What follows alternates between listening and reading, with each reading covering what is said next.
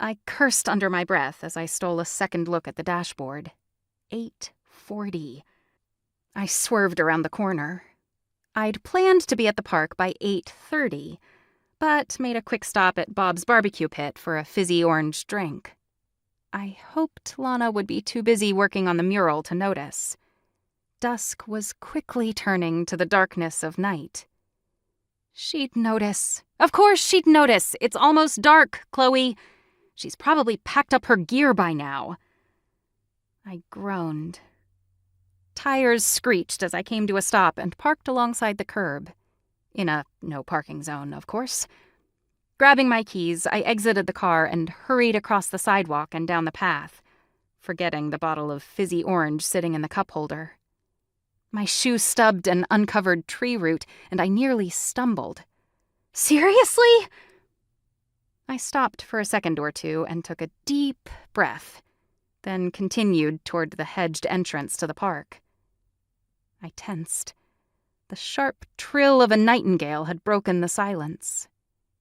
Silly how I overreacted, but as if to make a point, a high-pitched scream pierced the air from just beyond the hedges.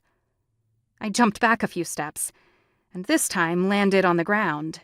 My shoe popped off and flew to the side. My mind raced, charged with details and quick assumptions. I crawled to grab the shoe, not bothering to put it back on. Standing once more, I limped to reach the hedge, and beyond that, the mural. Lana! I skirted around the hedge opening and to the left, where the wall structure stood. My breath caught as I clutched my throat and dropped the shoe.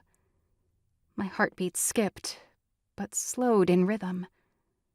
I froze for what seemed like minutes, but was really only an instant. The pounding of footsteps drew my gaze toward the lake. The dark silhouette of someone tall receded into the night as it reached the far end of the park. I blinked, then snapped my head back to the ground in front of me.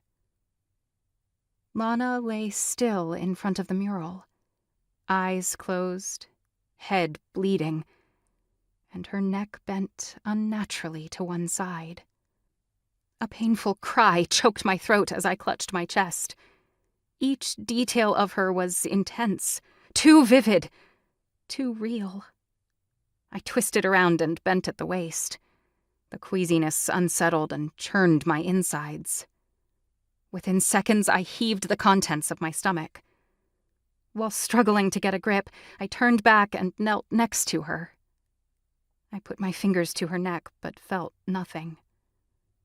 I sat back on my rear and pulled out my phone, trembling as I tried to punch numbers. My voice shook as I spoke into the phone. "Yes, I'll stay on the line." I lowered my head to stare at Lana. As if the gesture was the only way left to help, I took her hand in mine, squeezed tightly, and wept.